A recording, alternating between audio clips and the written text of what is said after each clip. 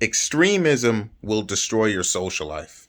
I was thinking about my time back when I was new IFB, back when I was in early college, how I was too much of an extremist because I got from Steven Anderson and all the other new IFB people. I remember that I would kind of argue with the teacher in college a bit. And I slowly started realizing that I'm just an annoyance.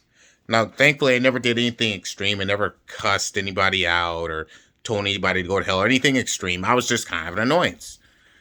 And extremism really will destroy your social life. And that's opposite of what the Bible teaches. Most things in the Bible aren't that big of a deal. Most things aren't that big of a deal. And even if this something is a big deal, it should be a big deal to you and not something you force on anybody else. Being an extremist, when I was hardcore into new IFB, my social life plummeted. There was like my personal life improved to a significant extent. I was getting into my Bible. I was reading the Bible a lot. I was going soul winning a lot. I was doing a lot of great things.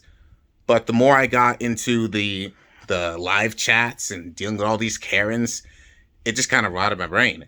The more I started stepping away, the more I started not going into those live chats, the more I started doing my own thing, my social life improved. And that's the thing. You should care about the Bible. We got to realize most things aren't that big of a deal. Are there some hard stances you should take? Yeah. But you shouldn't be declaring hard stances either way. Like Steven Anderson, it's a funny thing because I remember him once saying that he would never let his daughters work a job. Not his daughters work a job. His thing, they're always flip-flopping on situation because when you take this hardcore stance, then you realize, wait, that was wrong. Well, now you're going to look like a hypocrite. Well, if you don't make these hardcore stances every 10 seconds, you shouldn't make a hardcore stance unless you're 100% positive. When I was hardcore new IFB, I was a bit of an annoyance. Granted, I never did anything extreme, but I was an annoyance. And the more I chilled, the more I started stepping away, becoming my own person, started watching movies again, started doing my own thing again, started reading about my own again, the more my social life started flourishing. Here's the thing, like, the Bible says that it's a sin for men to have long hair. Anybody who reads the Bible knows that. Does that mean I can't be friends with a guy who has long hair? Because I have a friend at work who has long hair, and we talk all the time. It's like you can't force things on others.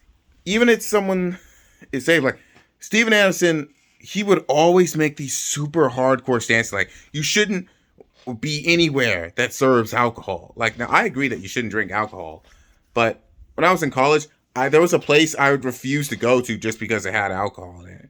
And I realized that just how ridiculous it is. Look, I'm not going to drink the alcohol. I don't want to look at the alcohol, but some places just have alcohol and you probably don't even know. Is like just how ridiculous being an extremist will ruin your social life. That's why everybody hates the woke. Now, one of the reasons why I cling to the new IFB was because the wokeness of the world was so bad. It made the new IFB look good in comparison. But now that the wokeness has kind of died down, the new IFB, some of their extremism starts sticking out more than usual. Is that you realize that extremism will destroy your social life. Just know that.